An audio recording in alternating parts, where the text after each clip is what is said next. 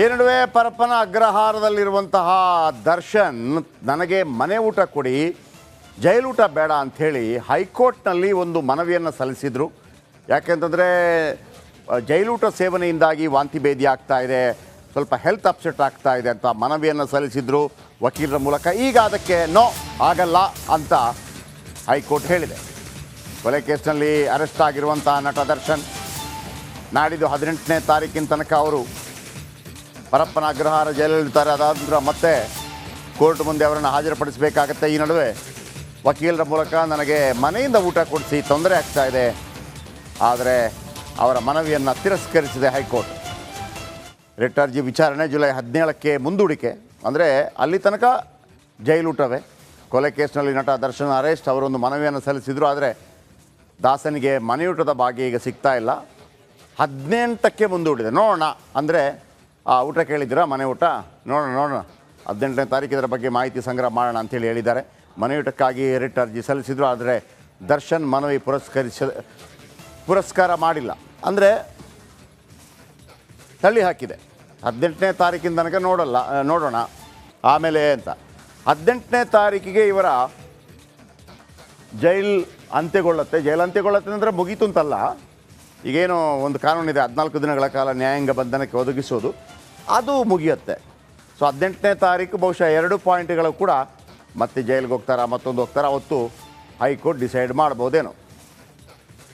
ನಾಗರಾಜ್ ಇದರ ಬಗ್ಗೆ ಫೋನೋದಲ್ಲಿದ್ದಾರೆ. ನಾಗರಾಜ, ಒಂದು ಮನವಿ ಸಲ್ಲಿಸಿದರು ಜೈಲೂಟದ ಬಗ್ಗೆ. ಸಾಧಾರಣವಾಗಿ ಇಂಥ ಸಂದರ್ಭದಲ್ಲಿ ಪುರಸ್ಕಾರ ತಿರಸ್ಕಾರ ಕೋರ್ಟ್ಗೆ ಬಿಟ್ಟಿದ್ದು, ಈಗ ಅದನ್ನು ವಿಚಾರಣೆಯನ್ನು ಮುಂದೂಡಿದ್ದಾರೆ.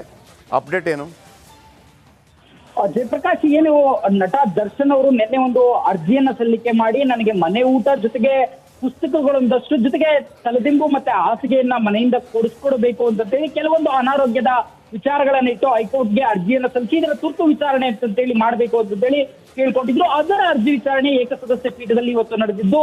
KN ಫಣೀಂದ್ರ ದರ್ಶನ್ ಪರವಾಗಿ ವಾದವನ್ನ ಮಾಡ್ತಾ ಒಂದಷ್ಟು ಅನಾರೋಗ್ಯದ ಕಾರಣಗಳು ಅವರಿಗೆ ಭೇದಿ ಶುರುವಾಗಿದೆ, ಮತ್ತೆ ಅತಿಸಾರ ಭೇದಿ ಆಗ್ತಾ ಇದೆ ಅನ್ನೋ ಒಂದು ಮಾಹಿತಿಯನ್ನ ಕೋರ್ಟ್ಗೆ ಕೊಟ್ಟು, ಈ ಹಿನ್ನೆಲೆಯಲ್ಲಿ ಅನಾರೋಗ್ಯದ ಸಂದರ್ಭದಲ್ಲಿ ಅವರಿಗೆ ಮನೆ ಊಟಕ್ಕೆ ಅವಕಾಶವನ್ನು ಕೊಡಬಹುದು ಅನ್ನೋ ಮಾಹಿತಿಯನ್ನ ಕೋರ್ಟ್ಗೆ ಕೊಡ್ತಾರೆ. ಅಂದ್ರೆ ಕೋರ್ಟ್ ಕೇಳುತ್ತೆ, ಈ ಒಂದು ಇದಕ್ಕೆ ಸಂಬಂಧಿಸಿದಂತೆ ಜೈಲ್ ಮ್ಯಾನ್ಯುಯಲ್ ನಲ್ಲಿ ಎಲ್ಲಿ ಅವಕಾಶ ಕೊಡಬೇಕು, ವಿಚಾರಣಾಧೀನ ಒಬ್ಬ ಬಂದಿಗೆ ಯಾವ ರೀತಿ ಮನೆ ಸೌಕರ್ಯಗಳನ್ನು ಒದಗಿಸಬಹುದು ಅನ್ನೋದಕ್ಕೆ ಜೈಲ್ ಮ್ಯಾನ್ಯುಯಲ್ ಏನ್ ಹೇಳುತ್ತೆ ಅದನ್ನ ನ್ಯಾಯಾಲಯಕ್ಕೆ ಸಬ್ಮಿಟ್ ಮಾಡಿ, ಜೊತೆಗೆ SPP ಅವರಿಗೆ ಇದಕ್ಕೆ ಸಂಬಂಧಿಸಿದಂತೆ ಕೊಡಬಹುದಾ ಬೇಡವಾ ಅನ್ನೋದಕ್ಕೆ ಸಂಬಂಧಿಸಿದಂತೆ ಆಕ್ಷೇಪಣೆಯನ್ನ ಸಲ್ಲಿಸಿ ಅಂತೇಳಿ ವಿಚಾರಣೆಯನ್ನ ಜುಲೈ 18ಕ್ಕೆ ಮುಂದೂಡಿರ್ತಕ್ಕಂಥದ್ದು. ಹೀಗಾಗಿ ಜುಲೈ 18ರವರೆಗೂ ಜೈಲಿನ ಮ್ಯಾನ್ಯುಯಲ್ ಪ್ರಕಾರ ಏನು ಊಟವನ್ನ ಕೊಡ್ತಾರೋ ಅದನ್ನೇ ನಟ ದರ್ಶನ್ ಮಾಡಬೇಕು. ಮತ್ತೆ ಜೈಲಿನಿಂದ ಯಾವೆಲ್ಲ ಪರಿಕರಗಳನ್ನ ಕೊಟ್ಟಿದ್ದಾರೆ, ಅವರು ಮಲಗೋದಿಕ್ಕಿರ್ಬೋದು, ಇವುಗಳನ್ನ ಬಳಸಿಕೊಂಡು ಜೈಲಿನಲ್ಲಿ ಇರಬೇಕಾದಂತ ಅನಿವಾರ್ಯತೆ ಸೃಷ್ಟಿಯಾಗಿರ್ತಕ್ಕಂಥದ್ದು. ಇನ್ನು 18ನೇ ತಾರೀಕು ಅವರ ನ್ಯಾಯಾಂಗ ಬಂಧನ ಮುಕ್ತಾಯ ಆದ್ರೂ ಸಹ ಏನು 24ನೇ ACMM ಕೋರ್ಟ್ನಲ್ಲಿ ನ್ಯಾಯಾಂಗ ಬಂಧನ ವಿಸ್ತರಣೆ ಬಗ್ಗೆ ಒಂದು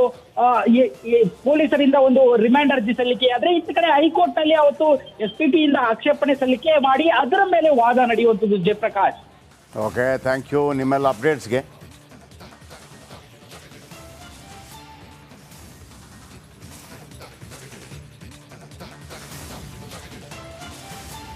सर्कल पर मिलता है तो बाजार का वेलकम बोनस।